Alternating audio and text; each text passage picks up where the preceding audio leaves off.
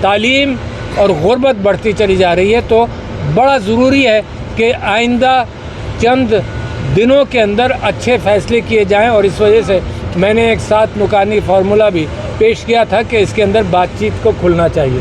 تیسری بات میں یہ کہنا چاہتا ہوں کہ آج میں ان ورکرز کے ساتھ ملنے گیا جو گرفتار ہوئے تھے، جن کو سزائیں ملیں، جن کے خلاف ثبوت نہیں تھا، جن کی کوئی ویڈیوز بھی موجود نہیں تھیں، ان کو سزائیں 8-9 مہینے جیل میں رکھا، اور اس کے بعد ان کو ابھی رہائی ملی ہے، اور وہ خوفزدہ ہیں کہ وہ جو قانون بنا تھا دہشت گردوں کو ٹرائی کرنے کا کہ جیل میں کریں گے، کیونکہ ان کا پروٹیکشن حکومت پاکستان کا مشکل تھا، تو اب ان کو دوبارہ جیل میں ٹرائی کرنے کی جو بات ہے اس سے وہ پریشان ہیں۔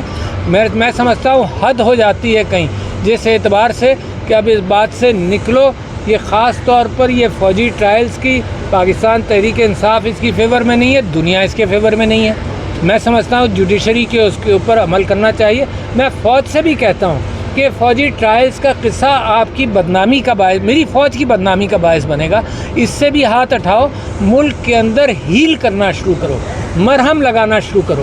یہ جو دشمنیاں یا یہ نفرتیں جو پل جائیں گی ملک کے اندر، یہ جو ریزنٹمنٹ ہے یہ نفرتوں میں تبدیل ہوگا، تو لہٰذا اس سے گریز کریں۔ میں آپ کو یہ بتانا چاہتا ہوں کہ ان ورکرز سے میں جب ملا ہوں تو اس کے اندر ایک فرزانہ سرور صاحبہ سے میں ملا، جن کے ہسبینڈ جب بالکل کرٹیکل حالت میں تھے تب ان کو پیرول ملا، اور جیسے ہی پیرول ملا تو انہوں نے آج مجھے بتایا کہ ان سے یہ کہا گیا کہ تمہیں رہائی جب ملے گی، باہر تم جب جاؤ گی اپنے میاں کے ساتھ ملو گی، اور اس کے میاں کا بالکل بستر مرگ پر تھے، جس کو ہیپاٹائٹس ہوا جیل کے دوران، تو موت کی ذمہ دار بھی یہ معاملات ہیں اور کیفیات ہیں۔ کیسے بچیں گے؟ اللہ میاں کیا جواب دیں گے؟ اور اس سے کہا گیا کہ تم بیان دے دو پارٹی کے خلاف، گواہی دے دو، تب ہم اس کو نکالیں گے۔ تو شرم آنی چاہیے۔ میں کہتا ہوں کہ سوشل اقدار کو پامال کر دیا ہے، مسلمانوں کی اقدار کو پامال کر دیا ہے۔ یہ کیا انداز ہے، کس انداز سے چل رہا ہے؟ 3 بھائیوں کو ملا، وقاص، ولید اور فیضان۔ اچھا، ایک اس بھائی گرفتار ہوا، 2 بھائی اس کی رہائی کی تلاش میں گئے، ان کو بھی 8-9 مہینے کے لیے گرفتار کر لیا گیا۔ موجود ہے کہ 9-10 بجے تک وہ اپنے بزنس کے بعد انگوٹھا لگا کر اپنے وہاں سے نکلے، ان کو بھی گرفتار 8-9 مہینے گرفتار رکھا گیا۔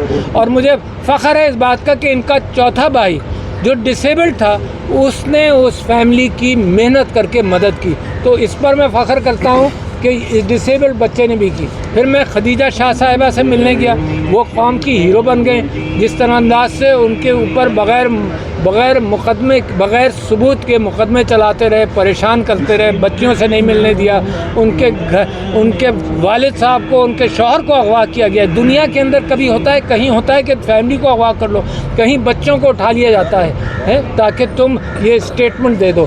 تو ان ورکرز کے ساتھ ملا، کئی ایک ورکرز کے ساتھ ملا، یہ 2-3 انسانی ہمدردی کی کہانیاں تھیں جو میں آپ کے سامنے بتانا چاہتا تھا۔ پھر میں سمجھتا ہوں کہ جوڈیشری کا میں خراج تحسین پیش کرتا ہوں کہ وہ کھڑے ہیں۔ میں سمجھتا ہوں قانون کے ساتھ کھڑے رہنا اور قانون کی ضرورت، قانون ہر شخص پر لاگو ہونا، یہ ہے میرے نبی صلی اللہ علیہ وسلم کا پیغام، میرے اسلام کا پیغام ہے اور میرے پاکستان کا پیغام ہے۔ تو میں چاہتا ہوں انصاف ہو فار ایوری بڈی، اور جو باعث کیفیت نظر آ رہی ہے وہ باعث کیفیت نکلے گی۔ میں جیسے آرمی ٹرائلز کے اعتبار سے میں نے کہا فوج بھی اس بات سے پیچھے ہٹ جائے، یہ گورنمنٹ بھی پیچھے ہٹے، اور میں سمجھتا ہوں جوڈیشری بھی اس میں صحیح فیصلہ کرے۔ تیسری بات یہ کہ جب لڑائی لڑنی ہی ہو، لڑائی ختم نہ ہو تو ایک کے بعد ایک آپ کو ریزن ملتا جائے گا۔ جب بھائیوں میں لڑائی ہوتی ہے تو پھر یہی ہوتا ہے، تم نے یہ کہا تھا، تم نے یہ کہا تھا، پھر اس نے تھپڑ مارا، پھر اس نے تھپڑ مارا، پھر اس نے ڈنڈا چلایا، پھر اس نے ڈنڈا چلایا، پھر اس نے فائر کیا، پھر اس نے فائر کیا۔ تو اس کیفیت سے ملک کو نکلنا چاہیے۔ 9 مئی کا واقعہ تھا، حمود الرحمان کمیشن کی رپورٹ ایک سینسٹیو ایشو بن گیا ہے۔ بھائی وہ پاکستان کی رپورٹ ہے، پاکستان کی جوڈیشری نے بڑے ریسپیکٹیبل جسٹس حمود الرحمان نے اس کو ترتیب کیا۔ آج شریعت کورٹ کے چیف جسٹس بھی ہیں، تو وہ حمود الرحمان کمیشن کی رپورٹ سے ہمیں سیکھنا ہے۔ سیکھنا چاہیے، فوج کو سیکھنا چاہیے، سویلینز کو سیکھنا چاہیے، ملک کے سیاستدانوں کو سیکھنا چاہیے کہ کون سی غلطیاں ہیں جو نہیں کرنی چاہیے. تو اس کے اوپر بھی اب مقدمہ بنا کر غداری کے اعتبار سے چلایا جائے تو یہ غیر مناسب سی کیفیات ہیں. ان سے پیچھے ہٹیں. کب پیچھے ہٹیں گے، کیسے پیچھے ہٹیں گے؟ اسی طرح سے چلائیں گے. ملک کے اندر کوئی اسٹیٹسٹکس 2-3 سال میں بہتر نہیں، کوئی ایک چیز بتا دو کہ یہ معاملہ بہتر ہوا ہے. تو جو ارباب اختیار ہیں ان کو میں دعوت دیتا ہوں کہ اس بات پر سوچیں اور کہیں نہ کہیں اس معاملے کے اندر پیش رفت کی جائے. جناب اعلیٰ، یہ میں بات آپ سے کرنا چاہتا تھا، لہٰذا میں بڑی امیدوں کے ساتھ پھر نکلا ہوا ہوں اسی کوشش میں کہ پاکستان کے اندر جو سارے انسٹیٹیوشنز بند گلیوں میں چلے گئے ہیں ان بند گلیوں سے نکلیں، میرے لوگوں کے معاملات حل ہوں، معیشت بہتر ہو. غربت اور بڑے بڑے مسائل ہیں جن کا کوئی ذکر ہی نہیں ہے، وہ ڈسکشن کے باہر ہیں. ہر وقت یہ تو تڑاک چل رہی ہے کہ یہ کہا اور وہ کہا. اس سے نکلنا چاہیے. میرے ملک کو تعمیر کی ضرورت ہے، گروتھ کی ضرورت ہے، اکنامک پراسپیرٹی کی ضرورت ہے. And there is no reason آن ارتھ کہ بغیر گفتگو کے یہ بات آگے چلے. ایک سیکنڈ ذرا اعظم سواتی صاحب لکھ کر لینا، پھر کٹھے سوال لے لیجیے گا. میں اس بات کو کہنا چاہتا ہوں بڑا کلیئرلی کہ 3 ڈیمانڈز ہیں، جیسے سواتی صاحب نے کہی 3 ڈیمانڈز ہیں کہ قانون کی بالادستی، اس میں سے کسی شخص کو اعتراض نہیں ہوگا، قانون کی بالادستی ہو. اس اعتبار سے بڑا معاملہ کلیئر ہے کہ عمران خان صاحب کو رہا کیا جائے. اور تیسری بات یہ ہے کہ مینڈیٹ واپس کیا جائے. یہ ہو نہیں سکتا کہ مینڈیٹ آپ غصب کر کے اور کسی وجہ سے کسی انداز سے اور افواہیں پھر چلائیں کسی انداز سے اتنی بڑی پارٹی کو آپ طاقت بھی نہ دیں اور اس کے خلاف یہ جنگ کرتے رہیں. جناب الوی صاحب یہ فرمائیے گا، جس طرح آپ دوستی کروا رہے ہیں، لگتا ہے ایسے ہی کہ آپ فوج کی اور پی ٹی آئی کی دوستی کروا رہے ہیں، کتنے کامیاب آپ ہو جائیں گے دوستی کروانے میں؟ دیکھیے، امید پر دنیا قائم ہے. میری ساری زندگی امیدوں کے ساتھ رہی ہے اور میں حق اور سچائی کے اعتبار سے امید باندھتا رہوں گا اور کوشش کرتا رہوں گا. اور لہذا مجھے یقین ہے کہ ایک ہی حل ہے اور اس حل کی طرف جو بھٹکے ہوئے بھی ہیں ان کو آنا پڑے گا. یہ ملک کے حالات مجبور کر رہے ہیں کہ حل کی طرف جاؤ، ہر اعتبار سے مجبور کر رہے ہیں، مگر اس مجبوری میں میرا غریب پریشان ہے. اچھا یہ بتائیے گا، جیسے آپ بتا رہے ہیں کہ مذاکرات آپ کرنا چاہ رہے ہیں، تو آپ نے ان سے بھی کوئی رابطہ کیا ہے؟ میڈیا پہ آ کے بات تو کی ہے لیکن ان سے کوئی رابطہ ہوا ہے؟ اصل میں میرے بھائی مجبوری یہ ہے کہ جب میڈیا کے ذریعے بات ہوگی تو بات چیت کیا ہوگی، ٹھیک ہے نا؟ جب اخباروں کے ذریعے بات چیت ہوگی تو بات چیت کیا ہوگی؟ فی الحال یہ میڈیا اور اخبارات کے ذریعے چل رہی ہے. ایک بات کوئی کہتا ہے، دوسرا جواب ادھر سے ملتا ہے. جو بیچارہ جیل میں ہے اس سے کہا جاتا ہے کہ تم دل بڑا کرو. جو بیچارہ ظلم کے اندر ہے اس سے کہا جاتا ہے تم معافی مانگ لو. تو اب آپ خود سوچئے. لہٰذا آئی ایم ایف کے حوالے سے آپ نے یو ایس اے میں بھی پروٹیسٹ کیا اور اب جو ہے آپ حکومت وقت کے لیے کہہ رہے ہیں، نئی خواہشات کا اظہار کر رہے ہیں. کہیں پہ کوئی لگتا ہے کہ بیک اسٹیپ ہو رہے ہیں آپ؟ نہیں یار، میں نے کیا کہا بیک اسٹیپ؟ بتاؤ ذرا، وضاحت کر دو تو جواب دے دوں گا. آپ آئی ایم ایف کے حوالے سے بات کر رہے ہیں نا کہ میں نے کہا کہ آئی ایم ایف ٹیکسیشن بڑھائے گی. آئی ایم ایف چاہتی ہے کہ آپ جو خرچ کرتے ہیں وہ لوگوں سے ٹیکس میں ریکور کر رہے ہیں. تو میں نے کس کی تعریف کی ہے اس میں؟ اچھا الوی صاحب، آپ نیک نیتی سے لگے ہوئے ہیں، نیک نیتی سے پہلے بھی لاہور اپنے مشن پر آئے تھے.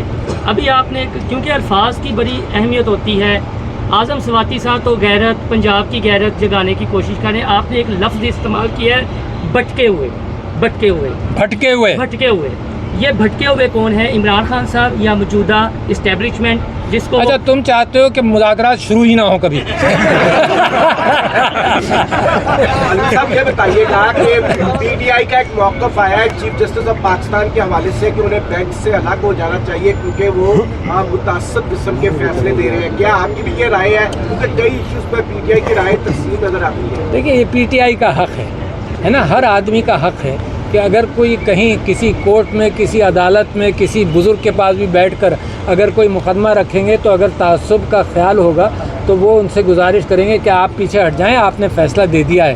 تو یہ پی ٹی آئی کا حق ہے. سر تحریک انصاف یہ کلیم کرتے نظر آتی ہے. سائفر کیس کا فیصلہ کچھ دیر میں متوقع ہے، کیسے دیکھتے ہیں سائفر کیس کے فیصلے کو؟ اب تک کی پروسیڈنگ آپ کے سامنے. دوسرا، جب پی ایم محمود الرشید کو ملنے گئے تھے سروسز ہاسپٹل، ملاقات ہو پائی یا نہیں ہو سکی؟ اچھا جی، سائفر کیس کے متعلق میں تو پہلے بھی بڑا کلیئر ہوں اس معاملے میں، اور میں نے کل پرسوں بھی کہا، دوبارہ آپ کے سامنے کہہ دیتا ہوں کہ جب منسٹرز حلف اٹھاتے ہیں تو وہ کہتے ہیں کہ جی کوئی میں سیکرٹ ڈائیورس نہیں کروں گا، اگر پرائم منسٹر صاحب اجازت دیں گے تو جو چیزیں میرے علم میں آئی ہیں ان کی اجازت سے کھول دوں گا۔ پرائم منسٹر صاحب حلف اٹھاتے ہیں کہ جو چیزیں مجھے پتہ چلیں گی ان کو جو نیشنل انٹرسٹ میں بات ہے اس کو میں اوپن کروں گا، تو لہٰذا یہ میرا آئین جو ہے وہ بڑا کلیئر ہے کہ اس کا فیصلہ کہ کون سی چیز اوپن کرنی ہے، کون سی چیز قوم کو نہیں بتانی ہے، پرائم منسٹر کا فیصلہ ہے۔ آئین کے اندر وہ پرائم منسٹر حلف لیتا ہے اس بات کا کہ میں جو میرے پر فرض ہے، ایکچولی میں اس کو بڑھا رہا ہوں کہ میرے اوپر فرض ہے کہ قوم کے حق میں کوئی بات ہوگی تو میں اس کو ریلیز کروں گا۔ تو یہ سائفر کا کیس مجھے سمجھ میں نہیں آتا کہ اس کا سیکشن آفیسر طے کرے گا کہ یہ بات تم نے اوپن کرنی ہے، آفٹر دا آئین امپاورز دا پرائم منسٹر، یا فارن منسٹر طے کرے گا، ہے نا؟ تو یہ تو عمران خان کا فیصلہ تھا، اس کے اوپر سائفر کیس میں گنجائش نہیں بنتی، مگر اگر عدالتیں اس بات کا خیال نہیں رکھیں گی تو وہ بدنام ہوتی رہیں گی، اور اسی وجہ سے دنیا کے اندر یہ کیفیت ہے۔ آپ نے رجسٹ کیا کہ اس وقت پاکستان انصاف کے اعتبار سے 144 پر ہے، اسی وجہ سے ہے۔ آپ نے دوسرا سوال کیا کہ محمود الرشید صاحب سے، ہاں میں ملنے گیا تھا، مجھے خبر ملی کہ ان کا آپریشن ہوا، میرے دوست ہیں، میں ملنے گیا۔ تو یہ عجیب نظام ہے کہ جو ہمدردی کے اندر بھی مجھے انہوں نے اندر بھی نہیں جانے دیا، میرا سلام بھی نہیں کہنے دیا ان کو، تو لہٰذا ان کا کل میں نے سنا ہے کہ آپریشن ہوا، اللہ تعالیٰ ان کی صحت بہتر کرے۔ مگر یہ جو سوسائٹی کے اخلاقی چیزیں ہیں نا، ان کو اس طرح سے پامال کرنا، گھر چادر چار دیواری ان معصوموں کو بند رکھنا۔ ابھی جن فرزانہ کا میں نے نام لیا، ان کے شوہر جناب ان کو جو بیمار تھے اور ان کو ملنے کے لیے یہ کہا گیا کہ تم پریس کانفرنس کرو گی تو مل لینا۔ تو یہ تو بیسک میں سمجھتا ہوں سوشل ویلیوز اور اقدار کے مسلمانوں کے خلاف۔ بہت مہربانی جناب، سب کا شکریہ۔